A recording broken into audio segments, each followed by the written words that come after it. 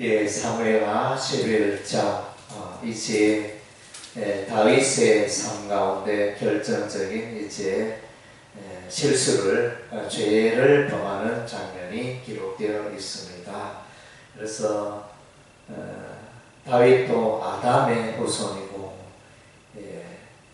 그래서 사람은 죄를 짓지 않고 완벽하게 살 수가 없습니다. 사람은 다 죄성이 있기 때문에 착하다 선하다 해도 그도 이제 한순간에 넘어질 수 있습니다. 베드로도 예수님을 부인했던 것처럼 순식간에 우리는 이제 넘어질 수 있는 것입니다.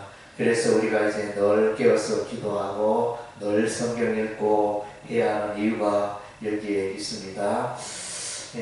그래서 참으로 부끄러운 다윗의 모습을 보게 되었고, 다윗의 이 간음죄로 말미암아 이제 다윗의 생애는 서서히 기울어가며 쇠퇴하는 모습을 보게 되어집니다. 그래서 이제 요압과 이스라엘의 군사들은 이제 암몬 사람들과 이렇게 전쟁을 하고 있었습니다. 그래서 그 성을 암몬 성을 점령하려고 서로 대치하고 있는 그런 상황이었습니다.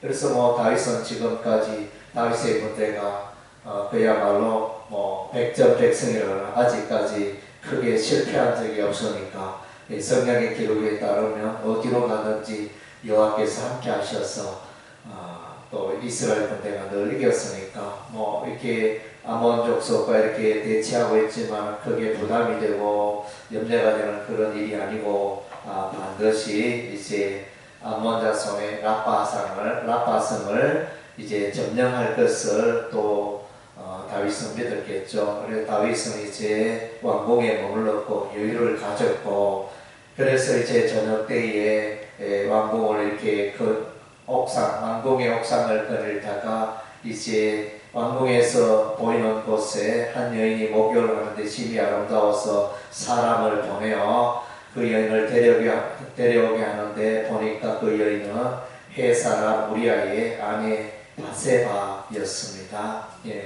그래서 이제 동침하게 되고 또 바세바는 임신하게 되어지고, 그래서 이 일을 정당화시키기 위하여 이제 전쟁에 있는 우리아 남편 우리아를 불러서 이 우리아로 하여금 이제 바세바와 동침하도록 유도하기 위해서 불러왔는데, 이 우리아는 집에 들어가지도 않고, 그래서 이스라엘의 전쟁 중에 있는데 어찌 제가 편안히 또 아내와 함께 잠을 자리까 이러면서 잠을 자지 않는 일이 일어났습니다.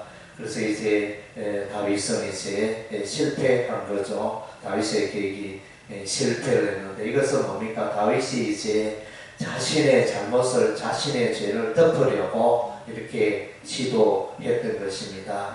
다르게 표현하면 이제 거짓을 계획한 거죠.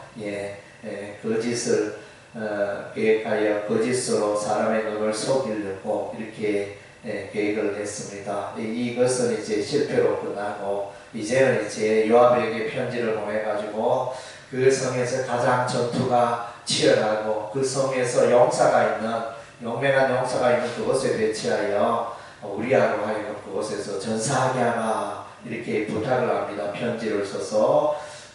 그래서 이제 그 각본을 그대로 이제 행하게 되어지고 성문 가까이 갔다가 이제 마침내 우리아가 전사하게 되어집니다.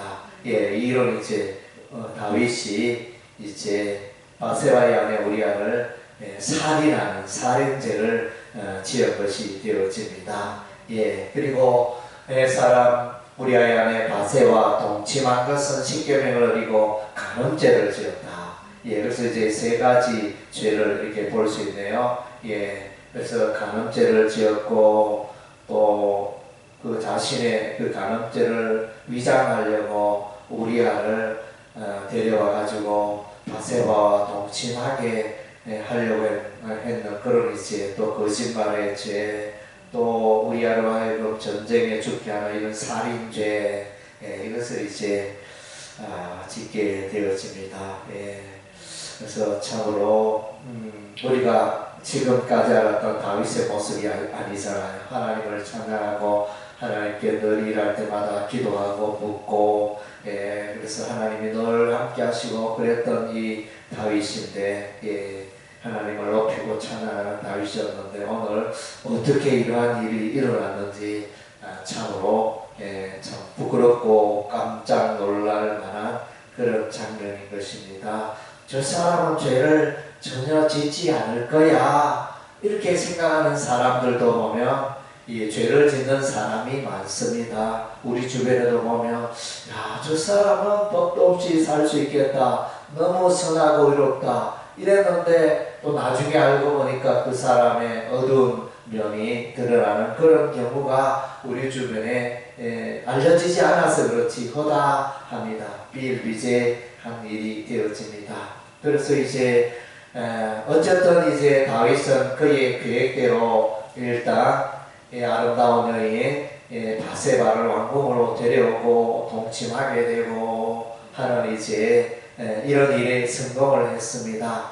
그리고 이제 한편으로 이렇게 보면 다윗이 이와 같은 죄 가운데 빠지게 된 이유 중에 하나는 다윗의 아내가 너무 많았다는 것입니다. 다수의 한 사람의 아내와 함께 있는 것이 아니고 다수의 아내와 더불어 왕궁에서 생활하다 보니까 또 한 사람 바세바를 왕궁으로 돌아오는 것을 또 이렇게 쉽게 여기고 다르게 표현하면 이제 좋지 않은 습관이 다윗으로 하여금 죄를 짓게 하고 간음죄를 짓게 하는 이런 결과를 가져왔다는 것입니다. 그래서 이제 이 모든 일에 다윗은 완벽하게 성공을 했습니다. 자신의 욕구를 성취하게 되어집니다. 그래서 아무도 모르게 은밀하게 성공을 했습니다. 그러나 이제 이 일을 보고 계시는 분이 있죠. 다윗의 이러한 악한 일을 다 보고 계시는 분이 계셨습니다. 그분이 여호와 하나님이십니다. 27절에 보니까 그 장례를 마치고 다윗이 사람을 보내 그를 왕궁으로 데려오니 그가 그의 아내가 되어 그에게 아들을 낳으리라. 다윗이 행한 그 일이 여호와 보시기에 악하였더라. 여호와 하나님이 다윗의 악한 일을 다 보고 계셨다는 것입니다. 그래서 사람의 눈은 속였지만 하나님의 눈은 속일 수 없었습니다. 그래서 우리가 이것을 잊지 말아야 합니다. 그래서 우리가 죄를 짓게 되어지는 것은 은밀하게 지도새도 모르게 사람 모르게 내가 죄를 지을 수 있다 이런 마음으로 이제 죄를 시작하는데, 그러나 나중에는 이제 낱말은 새가 듣고 반말은 쥐가 듣습니까? 하여튼 이제 그렇게 해가지고 죄는 다 때가 되면 노출되어지고, 우리가 이제 정치적으로도 보면 사람들이 평소에는 그의 죄가 묻혀 있다가 또 마침 이제 국회의원을 나선다든가 특별한 일이 있으면 그 사람의 생애를 까발리고 뒷조사를 하면 또 그 비리들이 더 드러나잖아요. 매스컴에 보도되고 참 그런 일들이 많은데, 그래서 사람의 눈은 우리가 속일 수 있으나 하나님의 눈은 속일 수 없습니다. 하나님은 전지전능하셔서 우리의 마음의 생각과 우리의 행위와 모든 것을 알고 계시는 것입니다. 그래서 코람데오의 신앙, 코람데오는 이제 하나님 앞에서 우리가 늘 사람이 없더라도 은밀하고 어두운 곳에서도 하나님 앞에서 하나님이 나와 함께 하시고 하나님이 보고 계신다는 이것을 우리가 잊지 말아야 할 것입니다. 그렇게 나아갈 때 우리가 죄악을 물리치고 승리하는 삶을 살게 될 것입니다. 기도하겠습니다.